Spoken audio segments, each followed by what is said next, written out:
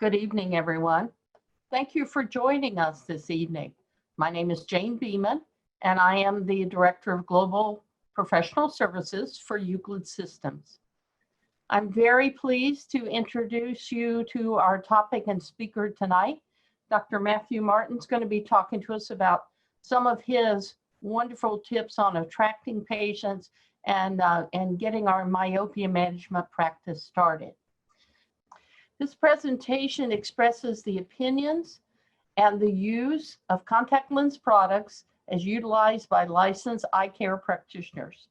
It may not reflect the FDA definition for orthokeratology or even the specific approved use of Euclid products.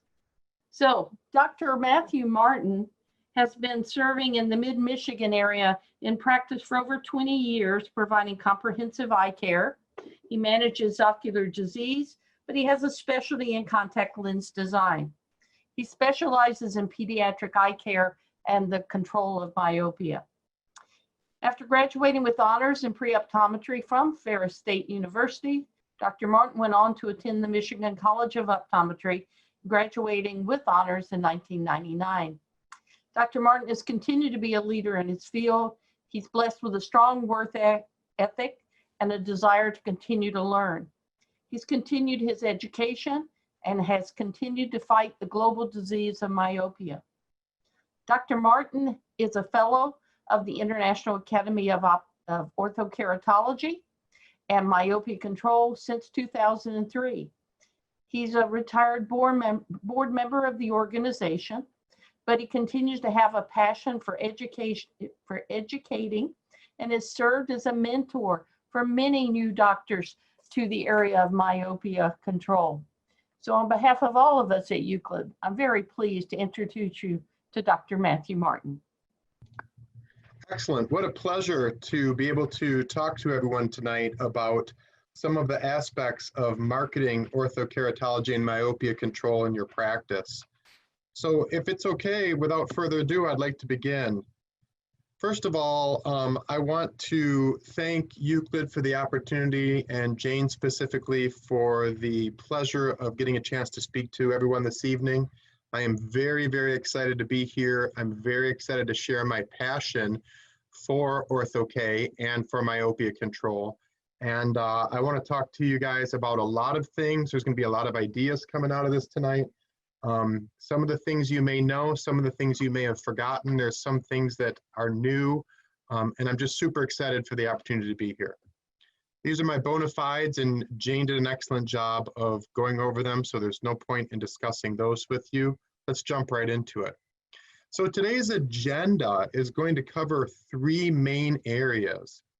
The areas that we're going to be covering are internal marketing, which is the easiest place for you to get new Ortho-K and myopia control patients. We're going to be talking about external marketing, or getting to know, letting people know about your specialty and get them to know a little bit about you. And then we're going to also talk about reaching out professionally as well. So at the end of it, we're going to wrap up with talking about how to reach out, who to reach out to, and what are the best avenues for success in that direction. All right, I'm going to try to slow things down. It's a little difficult when we're not working with a live crowd, and so I'm going to hope my pacing is a little better here. The first thing that we're going to talk about is internal marketing. Now, what's interesting about internal marketing is it really all starts with a practice evaluation. I hope by this time that most of the people listening to this are back open after COVID-19.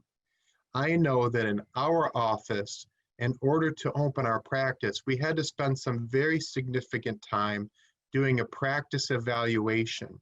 And I think that you can use the same template of a practice evaluation to start examining the internal marketing process for your office. So when we did our practice evaluation, I took a key staff member, that could be your myopia control coordinator, or it could be other staff members who are key to your practice. And I would start with them at the very beginning of the practice when there's no patients here, And I'd start out with them in the front door of the office, and I would walk them through the practice. Because what you want to look for is you want to look for the touch points. Where are we going to start? Well, one of the places we're going to talk about in a few minutes is reception, okay? Then we're going to talk about the technicians. Then we're going to talk about the doctor. And then finally, we're going to talk briefly about bringing all those things together, okay? So let's take a step and let's pretend for a moment that we're walking through your practice. Marketing absolutely starts at the front door and runs through your entire practice. I like to think of marketing as something where people walk in and they're going to get a sense of who you are as a practitioner, how accessible your practice is, and how open to myopia control, Ortho-K, and pediatric patients your office is going to be. So let's take a look at a reception area, okay? So this is where patients are going to come in and have a seat while they wait or while they get prepared to see the doctor. Now keep in mind that this is an example of a pre-COVID reception area. Our reception area has been pared down to 3 chairs, which are separated by more than 6 feet, which I would not be surprised is very common for a lot of you out there. But it doesn't change the fact that we need to talk about the things that we're seeing inside of this reception area. So we have to ask ourselves, what is the most important thing that we can do for internal marketing in our reception area where patients may have to wait a few moments while they're waiting for the receptionist or while they're waiting to get their paperwork configured? One of the things that we have in our waiting room is testimonials, okay? And we'll talk more about testimonials as we do our, as we go through this presentation together.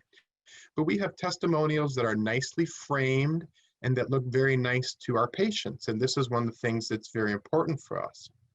We have reading material.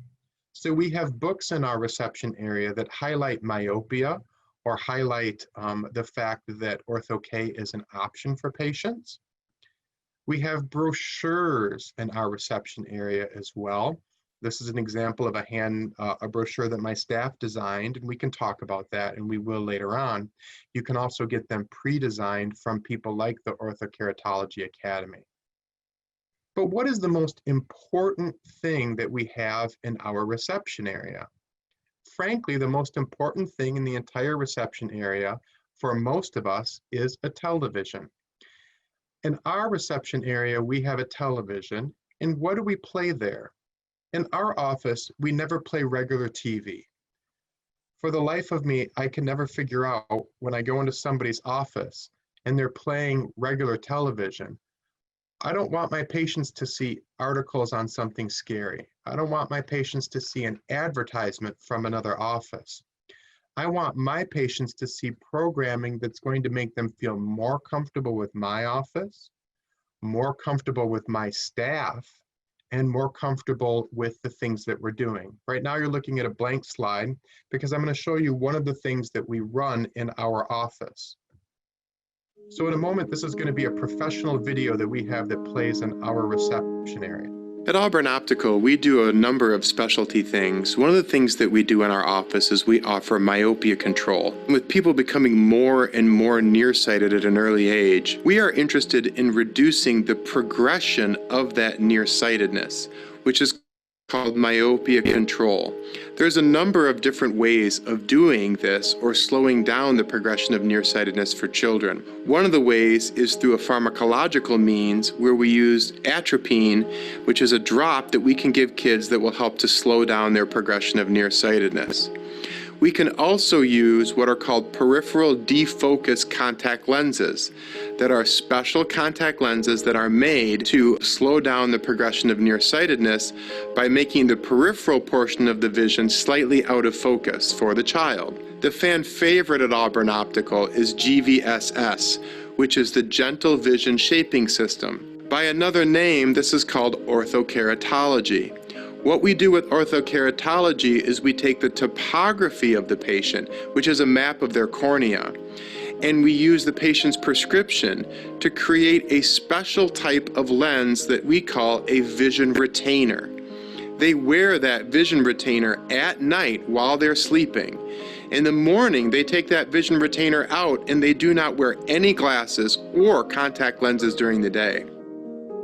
My name is Sarah, and I've been a patient. I'm going to go ahead and stop the video right there, but what I'm trying to illustrate to you is that when you have people in your reception area, if you have a television in your reception area, it is an amazing tool. So we do a couple of very special things in our office with regards to that television. One of the things that we do is I have co-op technicians, we'll talk about them later on, and those co-op technicians present information to the patients on a topic like glaucoma, or maybe on a topic like diabetic eye disease. That plays in our reception area. Videos about myopia control, videos about scleral lens and specialty contact lens services also can be playing in your reception area. While you have patients there, it is a great time for you to introduce opportunities for them to feel more comfortable with you, to feel more comfortable with your staff, and to feel more comfortable with the options that you're offering them. Now, moving on from the television, we also, in our office, believe in books. One of the great books is My Children Are Nearsighted, and that's Nick Despeditis. That's a great one. A Patient's Guide to Myopia Control, which is a book that I got from Rob Garowitz, is fantastic. We also have testimonials as well, and we have those on posters in our reception area. And we'll talk more about the testimonials later on. Brochures are very easy to make. My staff does those through an online printing place, and those brochures are wonderful because oftentimes patients will come back into the exam room carrying a brochure with them, which frankly, I think is pretty doggone magical. So we've got the patient in our reception area. They've sat down, maybe they've touched base with the receptionist already. They had a few moments to relax, and during that time, maybe they caught a testimonial on GVSS on the TV. Maybe they saw a video, whether it's professionally made or casually made. Maybe they had a chance to look at some other information that you want them to receive so that they're most prepared to embrace the options that you offer. So now that person gets called to the reception area. So let's talk about the receptionist and let's talk about the front desk. It all starts with the receptionist. I can't emphasize that enough. When a person calls the office, who's the first person they talk to? Do they talk to the doctor? They don't talk to the doctor. They talk to the receptionist first. And in some cases, they don't even get the receptionist. In some cases, they get the answering machine. So at our office, we have an on-hold message with a special greeting. If you were to call our office, and I would encourage you to pick up the phone after this is over, maybe tomorrow, maybe the next day, and give our office in Auburn, Michigan a call. Because our office has a greeting. It says, Dr. Martin's office, Mid-Michigan's leader in myopia control, and then it introduces you to myopia control as an option, and then it allows that conversation to begin, okay? My staff also knows to pick up the phone and say those things on the phone. Plus, when you call and you ask for reception, they will traditionally be told to ask you, are you calling for a myopia control visit? Are you calling for we call orthokeratology GVSS in our office.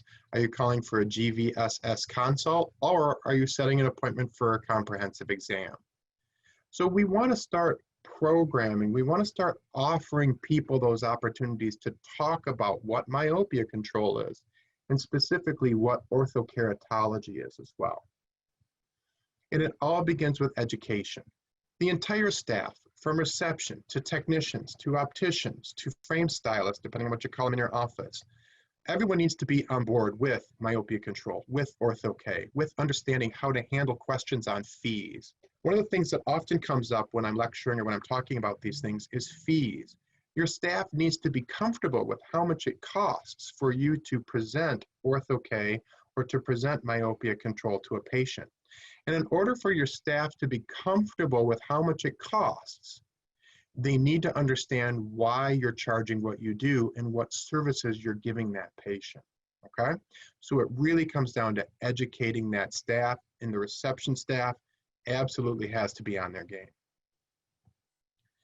Now, let's move away from the reception staff. So we started at our front door. We went and we sat in the reception area for a while. We visited the receptionist who asked us some questions, maybe eliciting some potential stuff about myopia control or about Ortho-K. Let's talk about the technicians. My office has a very special program. In my office, we take 2 co-op technicians. Now, what's interesting is that this program is offered in a lot of areas of the country, but not a lot of doctors know about this. So our high school has a program called a co-op program, and this goes by different names in different states. But the co-op program is a work-study program where high school students have the opportunity to work in offices in order to gain experience potentially in the field they want to go into. Our co-op program here at the office has been going about 15 years, and we have a very, very strong co-op technician role in our office. So our technicians in our office are high school students. Now, what makes this exciting is high school students, especially if they want to go into eye care or medicine, are very motivated to be team players and to be enthusiastic about the things that you want them to be enthusiastic about. So if you share your excitement about myopia control, or you share your excitement about Ortho-K with these students, they just love it. They just blossom. It gets them so excited. So these are 2 examples of the co-op technicians in our office. We fit the patient on the left-hand side with Ortho-K, and yes, he gave me permission to say that to you. What's fun for us is that this one right here, her name is Ashley. She's entering the Michigan College of Optometry this fall. And then this young man right here is entering hopefully in 2021.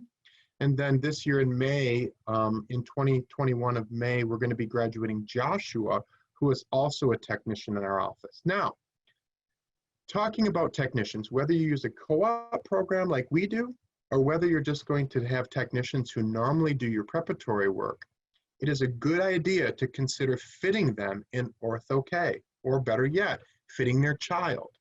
Let's say that you have someone who's working in your office who has a 8, 9, 10-year-old child who's nearsighted. That is an amazing person to fit with Ortho-K. And I would do that for free because that's going to make that parent super excited to talk to each and every patient that comes into the office about Ortho-K and about myopia control. It's also important to remember with your technicians to start collecting topographies on all of your contact lens patients as part of your contact lens evaluations. I can't tell you how many offices I hear about or go into who are doing contact lens evaluations and they're not collecting topographies as part of their comprehensive care for those contact lens patients. When you collect topographies of your contact lens patients, that does a couple things. The first thing it does is it allows you to feel more comfortable charging more for your contact lens services, okay? The second thing it does is gives you a chance to introduce Ortho-K when you're talking about corneal curvatures and topographies, because everyone likes pretty pictures. If you're not running topographies on your contact lens patients, I would tell you that's one of the first things you need to do when you start looking at bringing Ortho-K and myopia control into your practice. Because definitely for Ortho-K, taking that topography and talking about those corneas, man, that just lights people up and it gives you such an opportunity. Getting back to my co-op technicians, I think it's important to be excited about Ortho-K. This is Abby, one of our co-ops who's going into nursing. But more importantly, I think it's exciting and important for you to get your technicians excited about myopia control and Ortho-K, because if you're thinking about it, then they're going to get thinking about it. And if they're excited, they'll present it to patients. And excitement is very transferable. When you're excited and your technicians are excited, you know what happens? Your patients get excited. I mean, it just really does feed on itself, and it's just that straightforward. So we've talked about sitting in the reception area. We've talked about talking to the receptionist and what the receptionist needs to say on the phone and how the answering machine should be working for you, because all that stuff should be working to your advantage. But now, oftentimes it breaks down with the doctor. So what questions should you be asking each and every patient that sits in your chair? You should be asking patients, would you like to be free from glasses and contact lenses without surgery? Do your kids play sports like hockey, basketball, football, those types of things? One of the questions that you should be asking is related to their prescription. If you have a patient in your chair and that patient wears contact lenses and they're -6, you should ask them, Mrs. Jones, you're in your late 30s, you're a -6. How inconvenient is it for you to be a -6? Those people will tell you, it's terribly inconvenient. I have to wear my glasses all the time. I have to wear contacts if I'm not in glasses. Those are the people that you can then ask or present to them, hey, your child is 10, your child's already a -1. Last year they were a 0, now they're a -1 or 150. Would you like us to be able to prevent them from being a -6 like you are? You just told me being a -6 is inconvenient. Let's see if we can keep your daughter or your son from being a -6, because frankly, that's in everyone's best interest. I want you to start thinking long term. This is really a tricky thing for people to do. It's really hard to get your mind around planting the seeds this year for something that may not come to fruition next year or even the year after.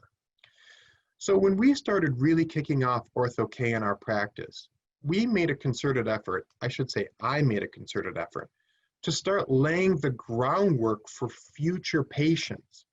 So if I have a patient in who's, say, Asian, and their RX is a -4, I know that their kids are likely to be nearsighted. Sometimes I'll say to a parent, I had a patient in today, his child's 4 years old. He was a -6 before he got LASIK. I said, you got a child that's 4. You were a -6 before you had LASIK. We need to start thinking when your child becomes nearsighted, we'd like to prevent them from having the problems that you had, because he hasn't been thrilled with his LASIK results because the outcome wasn't all that he wanted it to be, and he's got some corneal irregularity. But we want to start thinking about those nature things, genetics, Asian children, parents over -4, those types of things. But we also want to think strongly about nurture as well. So many children these days have access to electronics. They have access to tablets. I ask parents, are your children dedicated children? And oftentimes I'll have parents say, yeah, my child, they go to school, they come home, they study, and then afterwards they watch YouTube videos on their phone. Maybe they're not getting outside as much as they need to. Those are the people that we need to start talking about with regards to myopia control. And it could be as simple as myopia control from the aspect of getting your child outside for 2 hours a day. Hey, have you kicked little Johnny out of the house? Have you made him go out and do some stuff in the yard? Have you looked at any outside sports? You know, all those things do factor into this as well, but we need to start having that conversation with people, okay? Is your child getting outside? Are they on their tablet all the time? Are they studying constantly, reading constantly? You know, I think it's important to start having those conversations, and you need to start having those conversations early and proactively. And it really doesn't take a ton of effort to do it. And it's really all about planting those seeds for future patients. I want you to start thinking about 6 months from now. Start thinking about a year from now. Start thinking about 2 years from now. Let's say that you have someone come in and they're starting to become nearsighted, okay? Well, when are we going to see them next? Maybe I don't want to wait a whole year. If the parent's a -6 and the child is a -1 this year and they were a plano last year, I might not want to wait a year or even 2 years. I might want to see that child in 6 months from now. It's also a good idea to start talking about collecting axial measurements as well, because we want to be tracking the progression of that nearsightedness. If a parent comes in and their child's a minus 150 or 2 and the parent wants to put them in contact lenses, I'll often have the conversation and say, look, if you put this child in contacts, you need to know they're going to become more nearsighted, because inevitably, when we put those kids in contact lenses, that nearsightedness takes right off, okay? We want to talk about visual hygiene, which we mentioned earlier. Are your kids getting outside? Are they doing the things that they can do to try and slow things down? But we really want to be, again, I keep coming back to this, proactive. Hey, let's bring your child in 6 months and double check that prescription. If they went from a minus 150 to a minus 2 in 6 months, I think we need to be talking about doing myopia control, be it atropine, be it peripheral defocus contact lenses, be it the fan favorite, which is GVSS or Ortho-K. You know, we need to start having those conversations. And I really want you to be thinking proactively, a year from now, 2 years from now, your Ortho-K practice or your myopia control practice may take a year or 2 to get off the ground. But if you start laying these groundwork in now, it'll make a huge difference for your success. All right, so we've talked about the reception area. We've talked about the receptionist. We've talked about the technicians, and we've talked about the doctor. So let's say that you've had success. Bam, you took a child. You fit that child. The child loves their Ortho-K. The parents love the Ortho-K. Here's a child you can see in this picture that needs to do Ortho-K. Here's a child we started a week ago. He's happy because he's not wearing glasses. There is no better referral source for you than happy patients. Whenever you have a child or an adult who comes in and does Ortho-K, I want you to start thinking about referrals from them, okay? And that doesn't have to be a complicated process. If you have a happy patient, always ask if you can get a testimonial. Once you get a happy patient, ask them, would you give me a testimonial? People love to do testimonials. People who are happy with myopia control, people who are happy with Ortho-K, they want other people to be happy as well. And I'm here today to tell you that patients rarely say no. I would say maybe I've gotten 15 or 20 no's in all the time that I've been doing Ortho-K. Most everyone, if they're happy, they would love to. They want to help. They want to be excited. What we do in our office or have done in the past is we take a poster, a picture, and we frame it with a testimonial. I had one in there earlier. I have another one I'll show you. People love to see that. People will come in, and they're like, hey, that's me. And then they'll hang in our waiting room for months, and then, or even years. And then when I take that poster down, I will give that framed poster to the patient as a gift, because people just love it. People just like to see themselves, and they like other people to see themselves as well. Don't forget when you do that to get a signed HIPAA consent form. But a nice picture with a nice testimonial goes a long, long ways. Now, let's say you've got a happy patient. You fit a patient with Ortho-K. In this particular case, it's a woman in her mid-20s. She had a prescription, didn't like contact lenses, wanted to get out of them. We fit her in Ortho-K.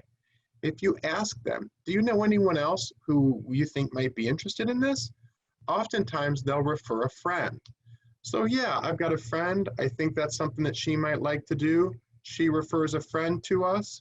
And then oftentimes we'll get the kids. So it's not uncommon for us to fit a mom who refers her children to us, okay? So let's say that we fit a mom in her mid to late 30s. We fit her in Ortho-K. She likes it. And she's like, whoa, you know, I've got kids who play sports. I think they're going to like it as well. And maybe that their kids know somebody who's a coach. Maybe that mom refers another friend, and then that person refers their child to us. And sometimes we'll get a super referral. Sometimes we'll get a person like this middle woman here who seems to know everybody.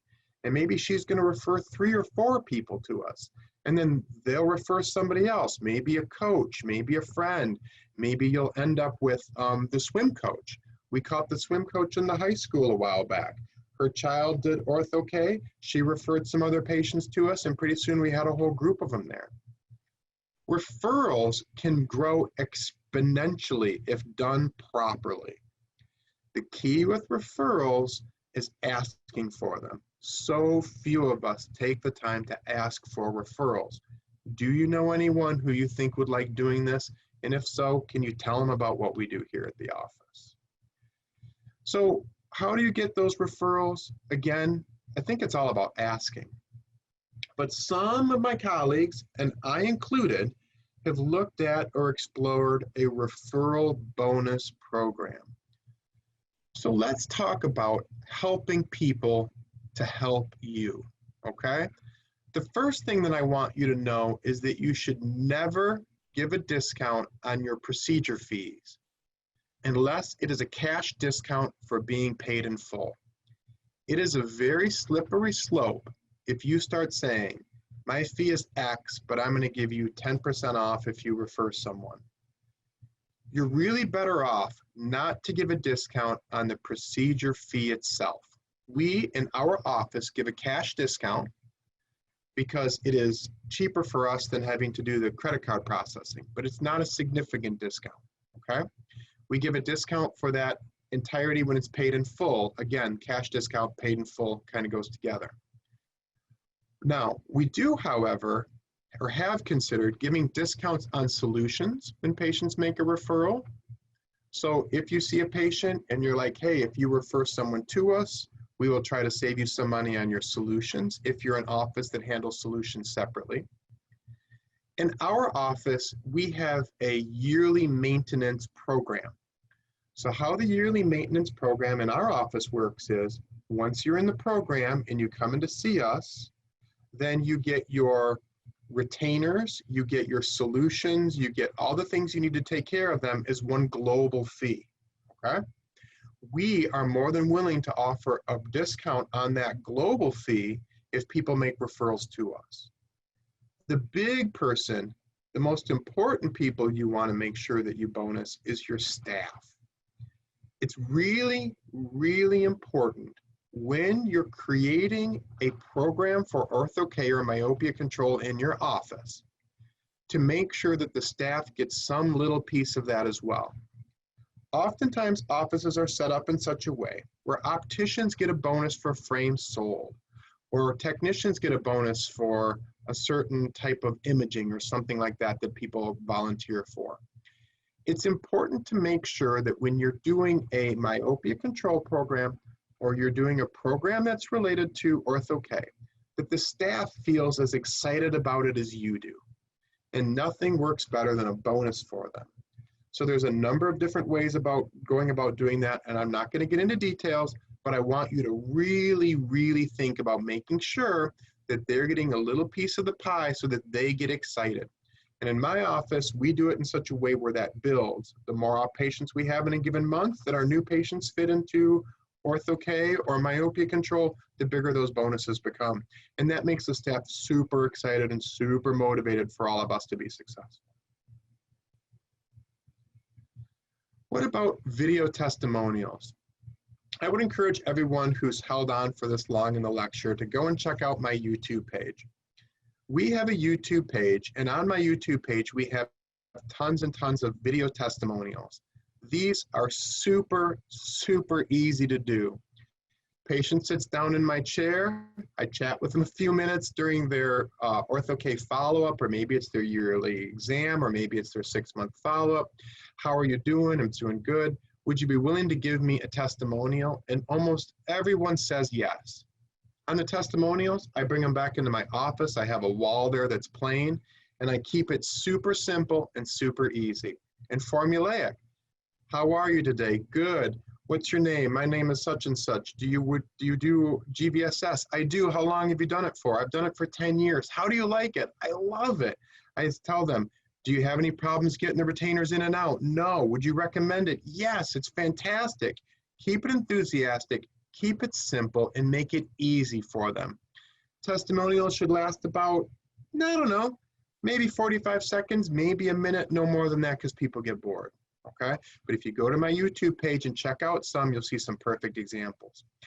Now, if you want, you can get a fancier testimonial. I'm going to show you now a professional video that we have in our office. hopefully. So here's a professional testimonial that we have from one of our patients, which I just get a kick out of her. My name is Sarah, and I've been a patient of Dr. Martin's since I was a kid, so a little over 10 years now. And I personally love GVSS, aka Gentle Vision Shaping System, because it really helped me out when I was at sports practices, as I used to be a part of the Midland High Palm team.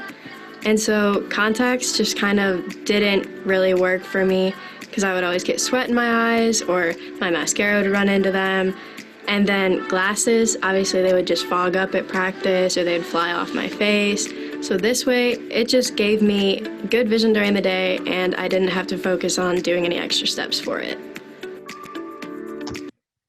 So that was an example of a professional video, but I just want you to get the idea that it's really easy to create content. In a moment here, we'll talk more about that content.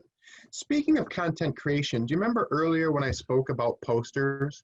On the right-hand side here, you'll see a poster of one of our GVS patients. His name is Connor.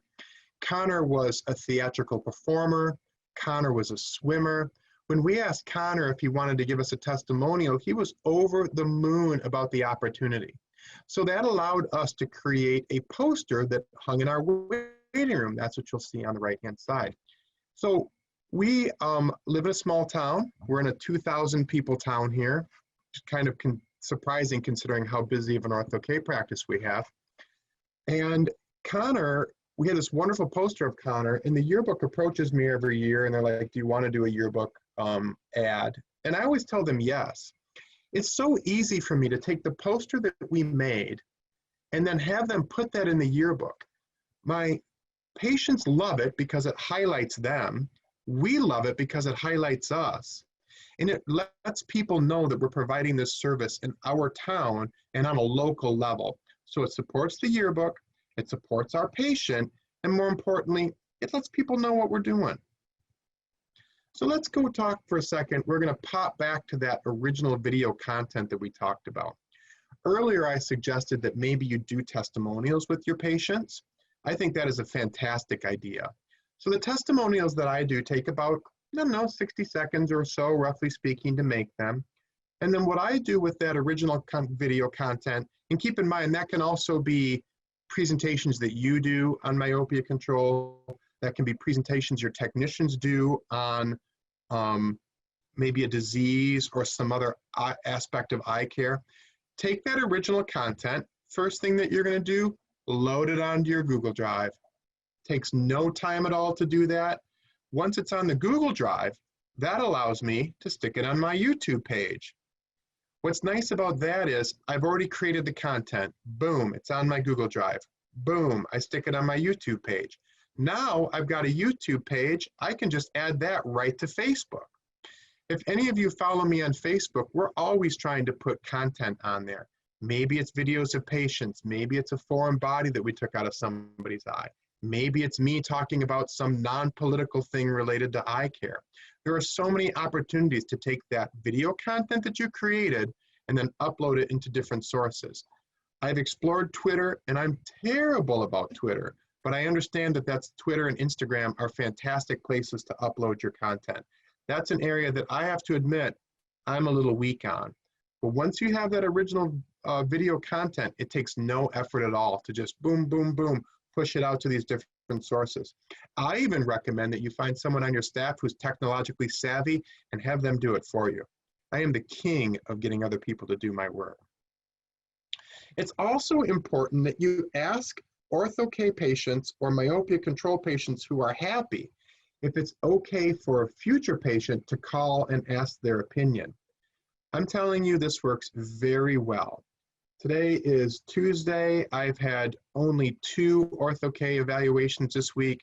I had an Ortho-K evaluation on Monday, and I had an Ortho-K evaluation this evening as well. The Monday patient, I very specifically told them, if you need to speak to someone, I have lots of people who want to speak to you. Some parents just want to hear the voice of someone whose kids have done Ortho-K or who have done Ortho-K themselves. My other one that I had today, I had the young lady in my exam room number 1, and I was working with her on would she make a good patient? Is she interested? What are their thoughts? In the very next room, I had an Ortho-K patient, 37-year-old man, who's been doing it for 12 years. I told the patient in exam room 1, hold on 1 second, popped in the next room and said, Craig, patient X, would you be willing to give a testimonial to this patient? He said, yeah. I asked the mom to step over to the other exam room.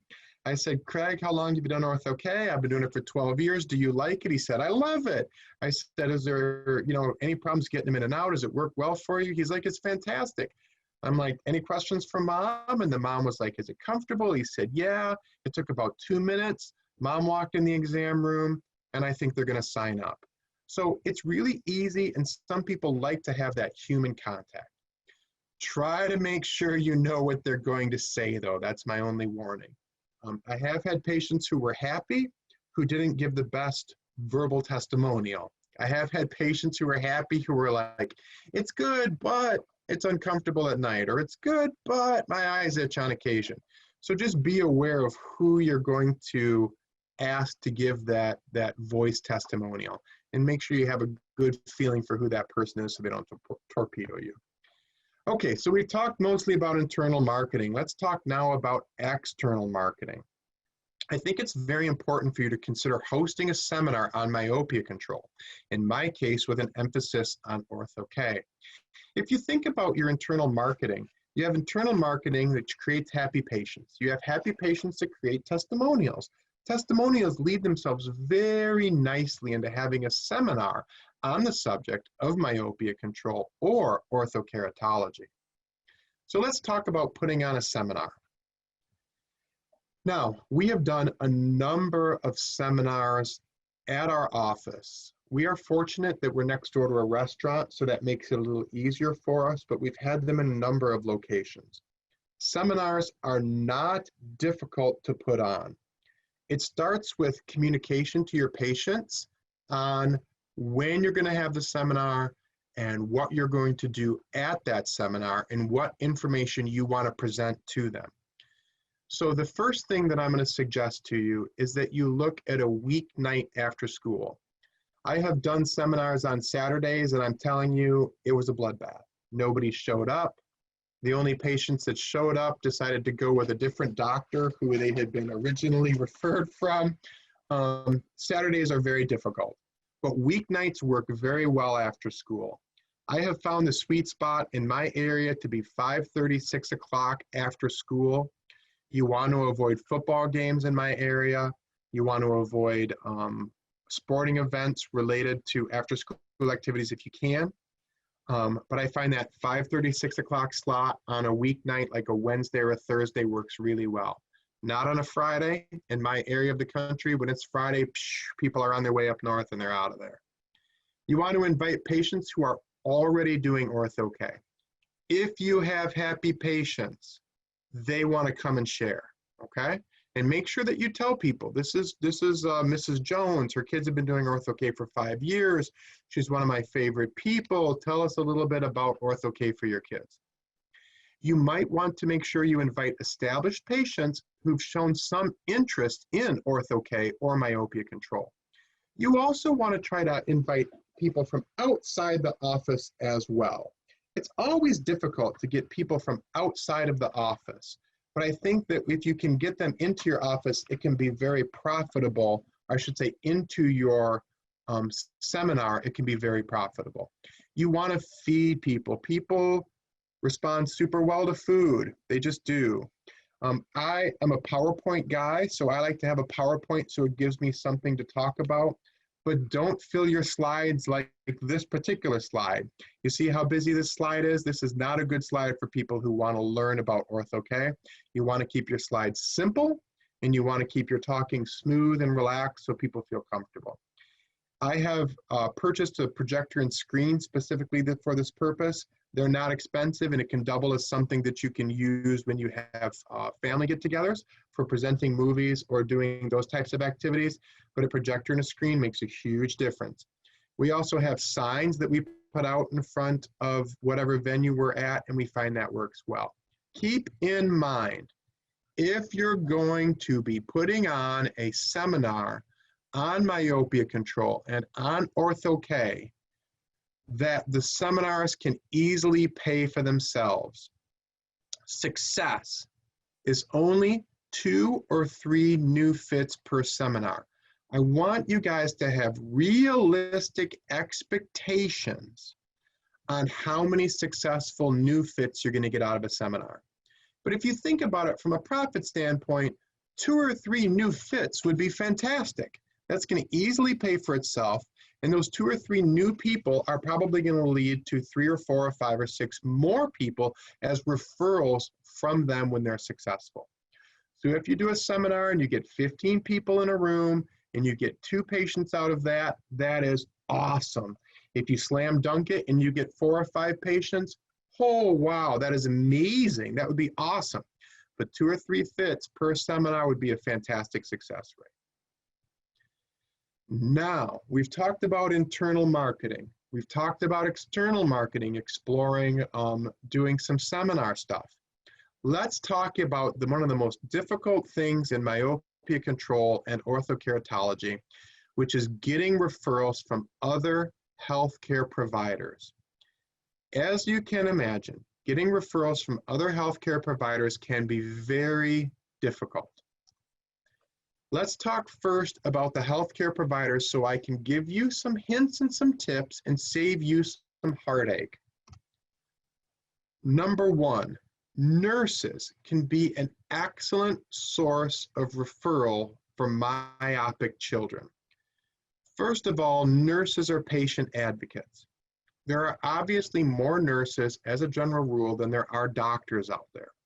So if you have nurses or medical technicians in a doctor's office, they are interacting with children on a daily basis, and they see. Oftentimes they're taking a rough visual acuity for kids. Oftentimes they're seeing children who are very nearsighted. If you can get nurses on your side, or technicians, med techs, or medical assistants, they can be amazing patient advocates. I would suggest strongly that you court them whenever they're in your exam chair. I oftentimes will say to people, hey, what office do you work at? Oh, I work at a dentist's office, or I work at a general practitioner's office. Oh, that's fantastic. Do you see a lot of children? Yeah, as a matter of fact, we do. Hey, if you have any nearsighted kids, don't forget to think about Ortho-K and myopia control and helping those people out. When you educate a nurse, they remember that. Same thing applies to nurse practitioners. One of my best sources for referrals, not only for myopia control, but also for diabetics, glaucoma patients, foreign bodies, all that stuff. Nurse practitioners are mid-level providers. Mid-level providers are willing to help you if you help their patients. I'm telling you right now, concentrate on nurse practitioners. They have been fantastic for my myopia control clinic, and they have been fantastic for my diabetics, my glaucoma, all that stuff, because they are super accessible. We'll talk more about accessing these people in a bit. General practitioners are difficult to get referrals from. Often it takes time. I have found with general practitioners, I typically need to meet with them a couple of times before I can get referrals from them. They can be very beneficial, but they can be a lot of work, okay? That doesn't mean it's not worth doing, but just be aware of that. And we'll talk about how to approach all these people in just a few moments. If you have a good relationship with a corneal specialist, that also is a great source for, if nothing else, consultation. So if you have a corneal specialist who you have a good referral business with, or who you feel comfortable consulting with, that's a great person to talk to them about myopia control, to talk to them about Ortho-K. That's also a person who it's good to have on your side if you do have some difficulties, if someone does develop a keratitis, if someone does develop a problem. Having a corneal specialist who is familiar with what you do and familiar with the safety aspects of Ortho-K and myopia control options is an absolutely wonderful thing. Now, let's talk about the 2 difficult ones that we should talk about. other doctors of optometry can be very hard to get referrals from.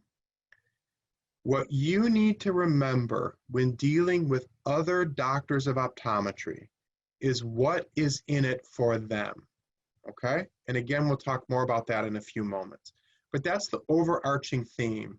You want to really be talking to them about how you can benefit their office and how you can benefit them. Also, let's talk about pediatricians. If you can get a pediatrician on your side, they are the holy grail of referral sources. They are easily the hardest of all the people that I have tried to approach to get referrals from. And off the record, my experience with pediatricians has been harsh. I'm running a little late on time, so I won't get into details now, but if someone asks me later, I can tell you some stories. If you can get one on your side, it could be an amazing opportunity for you for atropine, for peripheral defocus, and for orthokeratology. Okay, now, how do I approach these nurse practitioners? How do I approach these doctors? How do I approach that pediatrician that I really think might be willing to refer patients to me? It all starts with a phone call, okay? The first thing that I would suggest you do is pick up the phone. Give the office a call. Hey, I'd like to set up a lunch with the doctor, or maybe even dinner. Take them somewhere nice, okay? If it's dinner time, it's after work, buy them a glass of wine. You need to approach the doctor from the most professional level you can, and from a level that makes them feel like it's easy for them, okay? And dinner or lunch is a great opportunity for that. And I use doctor in a generic term. It could be a nurse practitioner. It could be somebody else in the healthcare profession. What you need to concentrate on when you're having that lunch or when you're having that dinner is you need to concentrate on meeting their needs first. I'm going to repeat that again. You need to be concentrating on meeting their needs first. Only after meeting their needs should you ask for a referral for your myopia control clinic or for your Ortho-K clinic.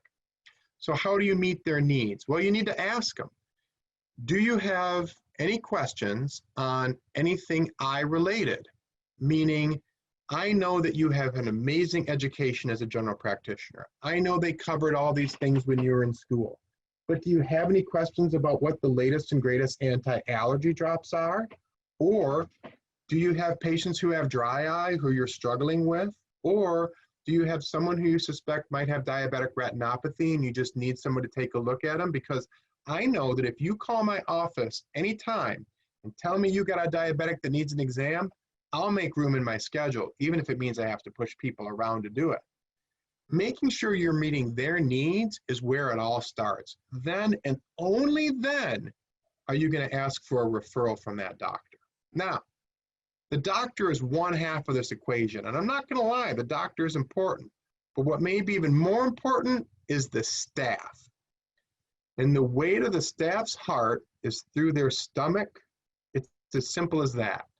Oftentimes, I'll go and have lunch with a doctor, but more importantly, I'll set up a drop-off for the staff where maybe I bring them bagels, maybe I bring them donuts. Oftentimes, I'll make sure I bring swag, cleaning cloths, mugs, brochures for their office, gift certificates. Sometimes we'll even put together a packet where we give away a comprehensive exam. And I'll tell them, I'll say, look, I'm going to give you guys this comprehensive exam. You can give it to one of your staff members. You can give it to the mom of a staff member who needs an exam. I don't care who you give it to. You can give it to someone who you know in the community needs a comprehensive eye exam and can't afford one. Here is a gift certificate for a comprehensive eye exam.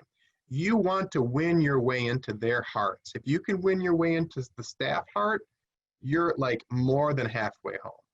And you want to create an easy method for getting referrals. Referral pads, cards, simple means of communication with my receptionist or your myopia control specialist. You really want to make that energy of activation as low and as easy for them to make those referrals as possible. But really, swag and food, that's where it's at, man.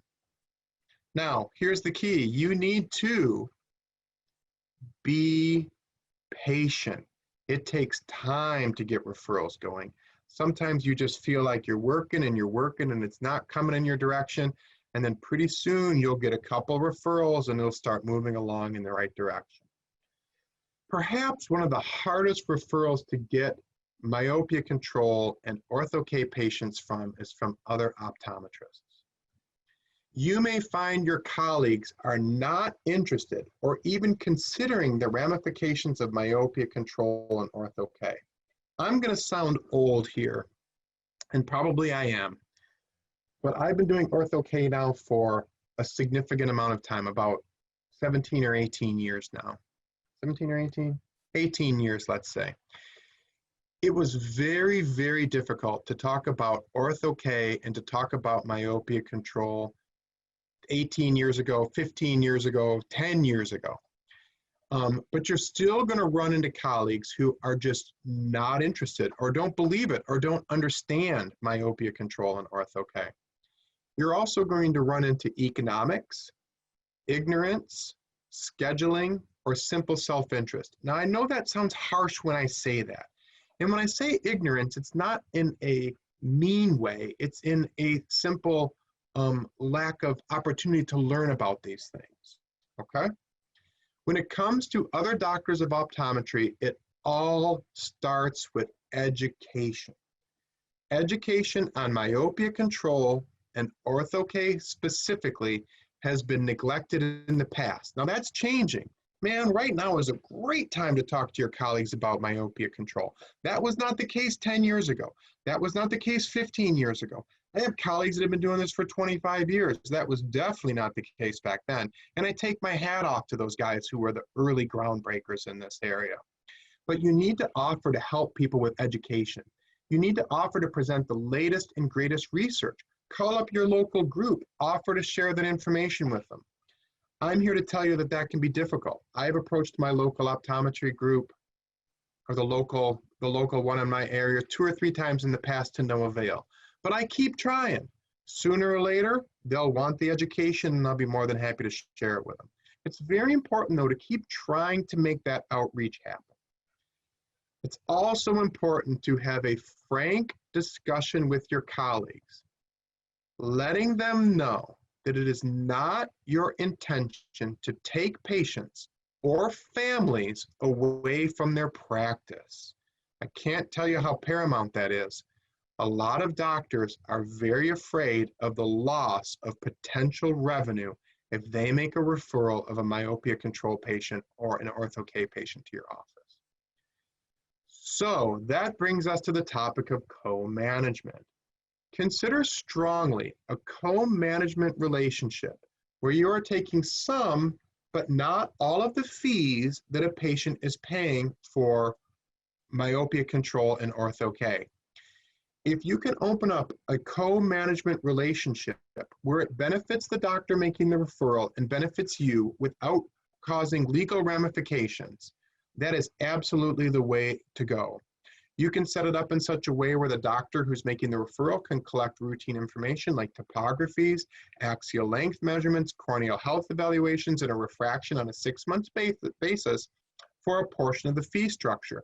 And that can even be done separate where they bill and you bill so that there's no conflict of interest there.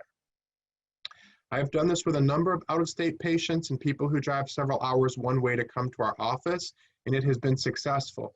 There are legal ramifications here. I'm not going to get into that today, but just be aware of that, okay?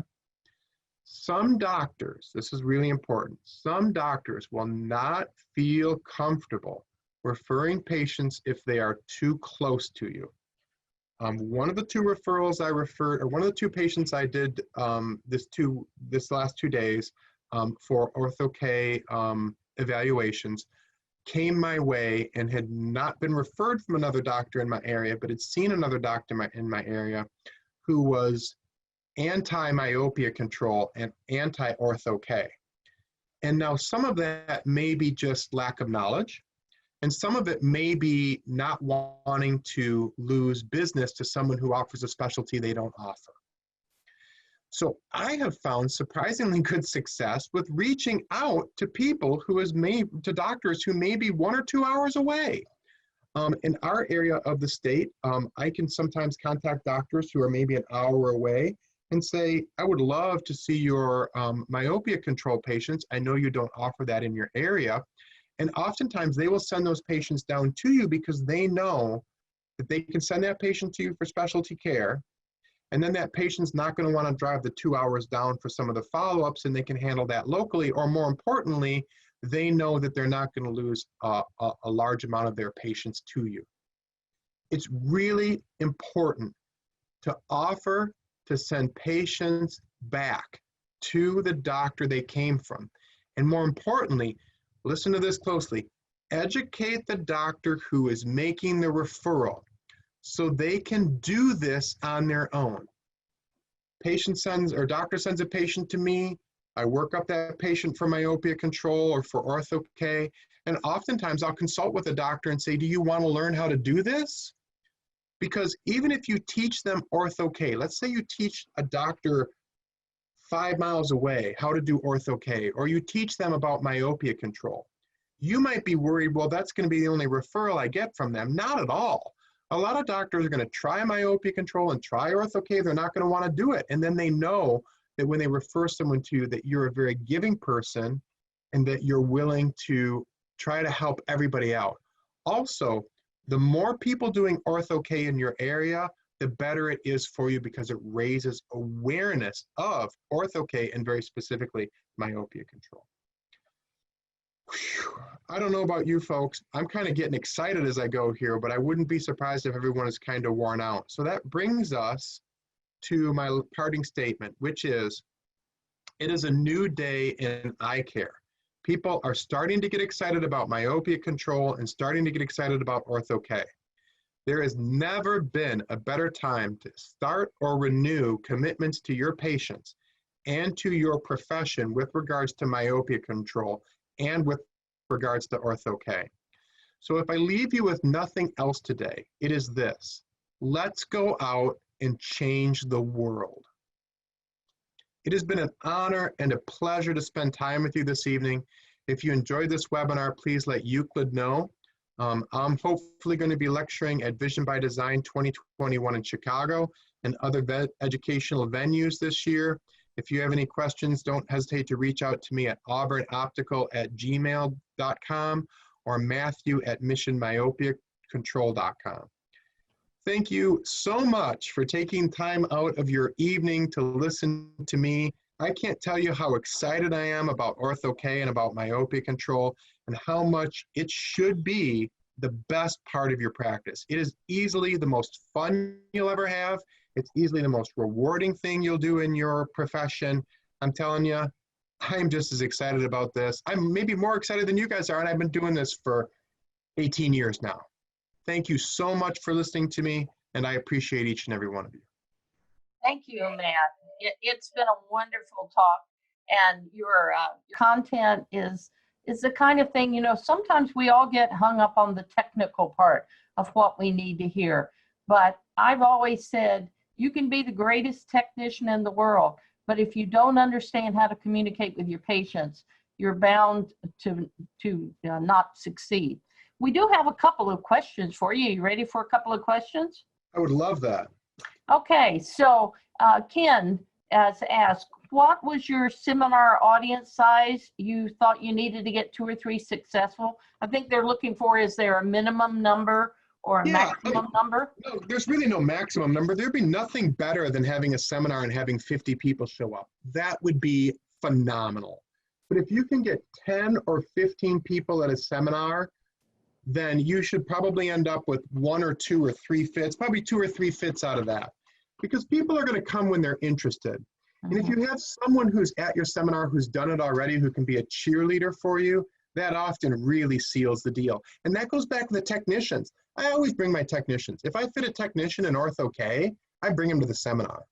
And my technicians are like, we love it, it's awesome. And then the patients are like, oh, I want to do it because they're excited about it. So always bring in a ringer if you can.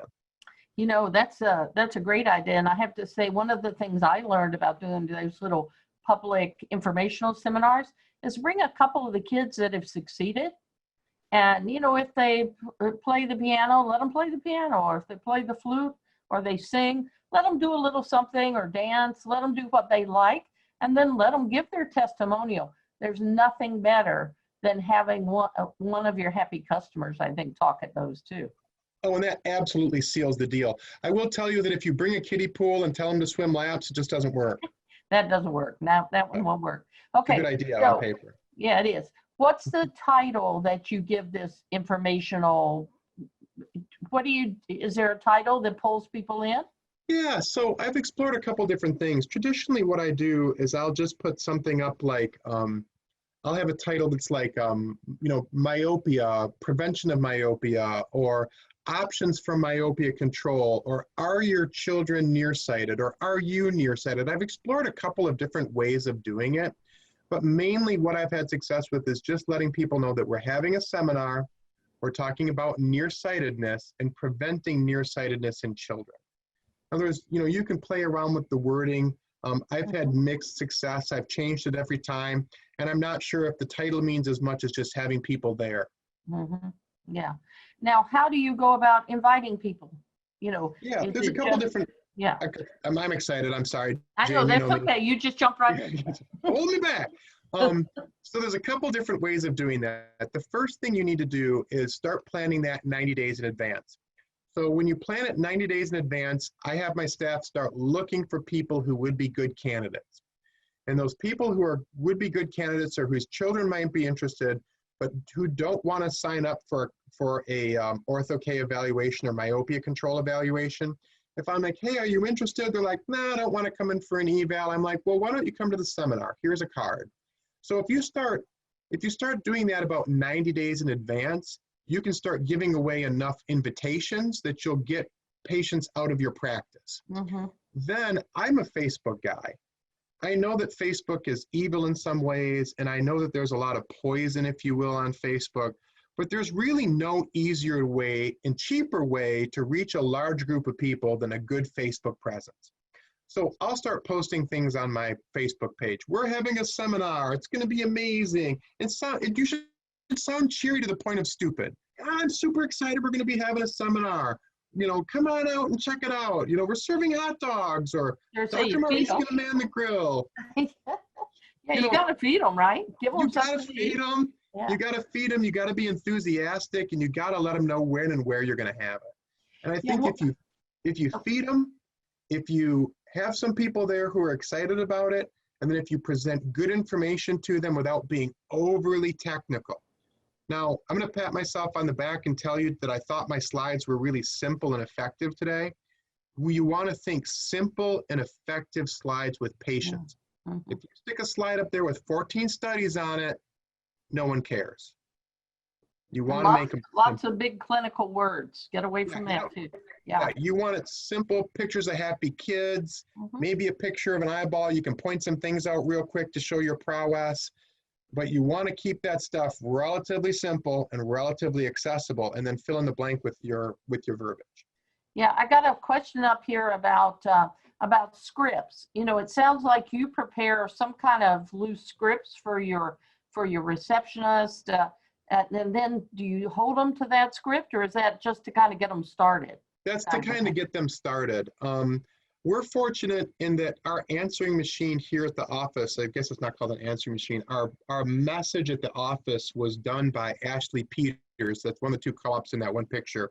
And she has a wonderful voice. So when you call my office, it starts out talking about myopia control and talking about Ortho-K before you even get to the prompt section. So that kind of takes care of the introduction right away. But then my staff has been, you know, we've worked with our staff for years about explaining Ortho-K and about explaining how that stuff works.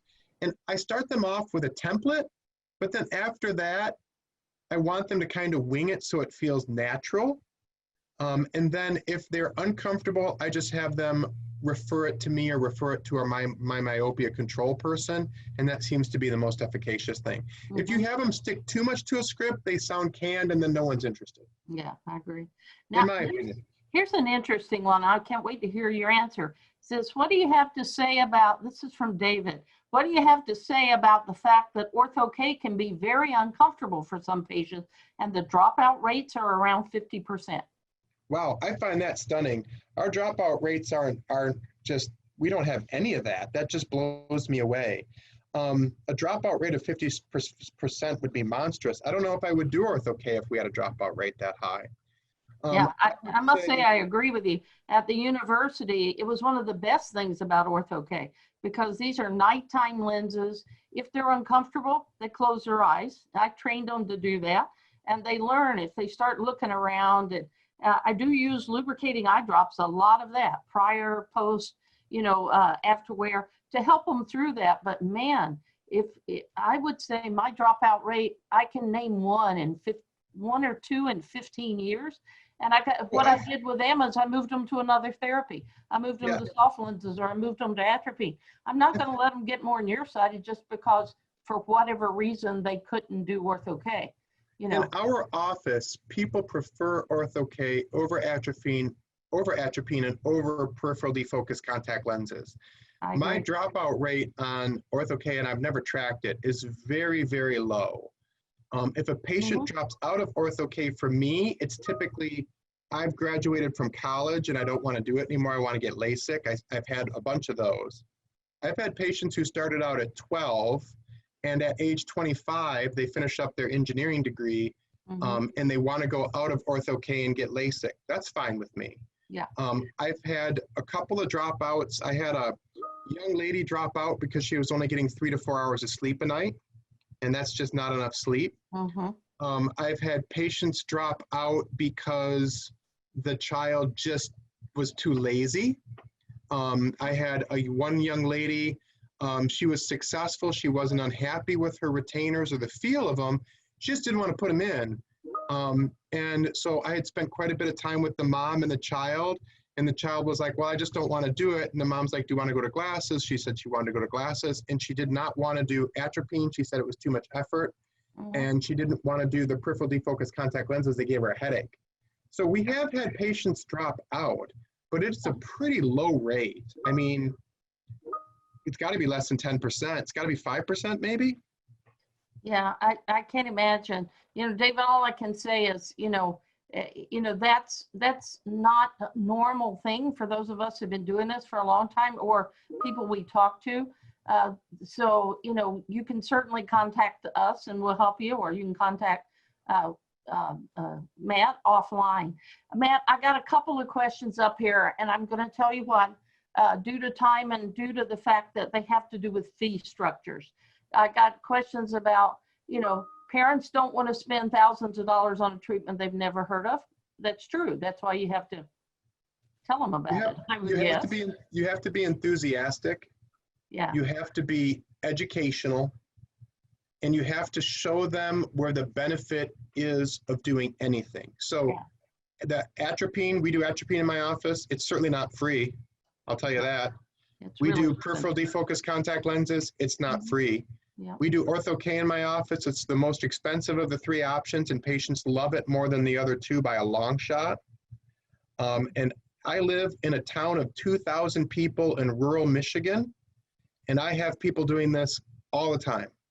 So the fee thing is, at least in part, a mental thing. And I don't mean to insult the doctor, but what I'm saying is that our fees haven't gone up much over the last 20 years. I can't discuss fees in a public forum, right? But I can tell you that 15 years ago, we were charging a very significant fee, and we're still charging a very significant fee. And patients, it does not slow them down. It really doesn't. Fees are less of a factor, I think, than most people give it credit for. Yeah, that's why I said all of those of you who have asked about how do you bundle, how do you price, I'm going to leave those off in a public forum. Of course, we can't talk about that. That's where you can follow up with either our salespeople can give you some suggestions, or follow back directly with Dr. Martin. I do have one that says, how about lens replacements?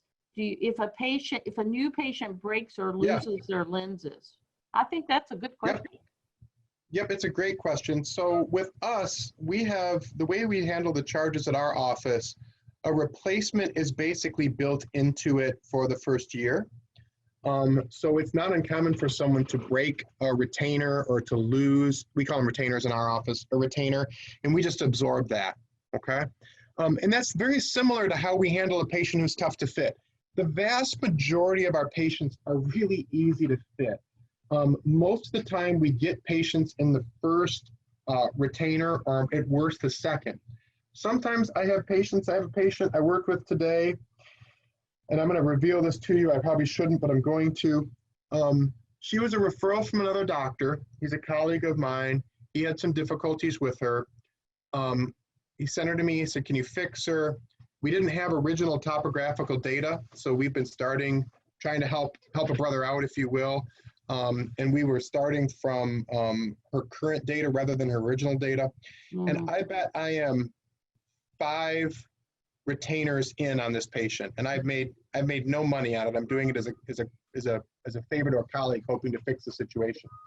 That's made for by the 10 patients who took only 1 retainer to make them happy. So the way we have our fee structure set up, we know that there's a possibility that they could need a set of retainers in the first year, and we just handle that. If they have to replace extras, we do eventually start charging for that because it comes out of our pocket. The next question people have is, do we do a fee for the retainer itself? Generally, no.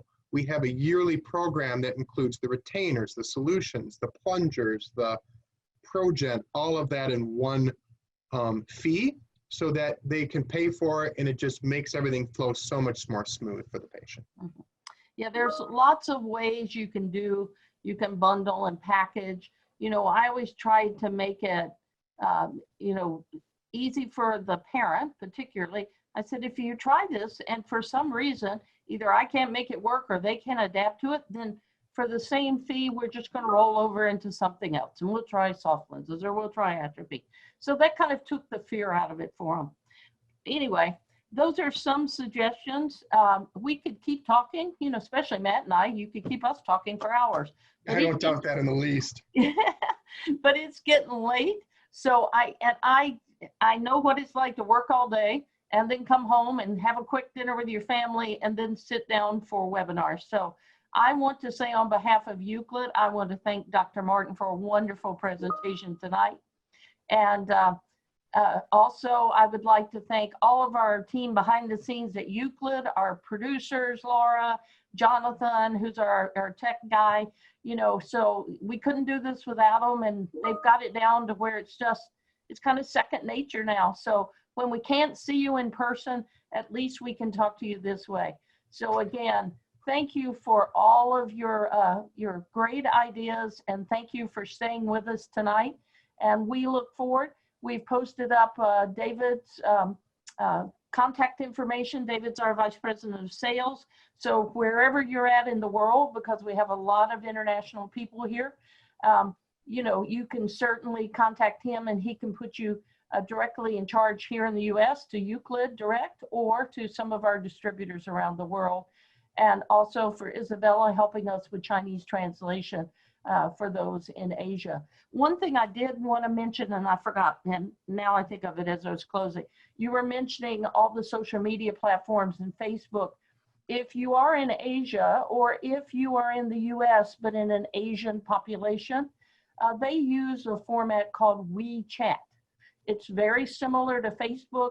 And so if you've got an Asian population that you want to penetrate, then download WeChat. You know, I use it here in the US as much as I use Facebook. So there's lots of them out there.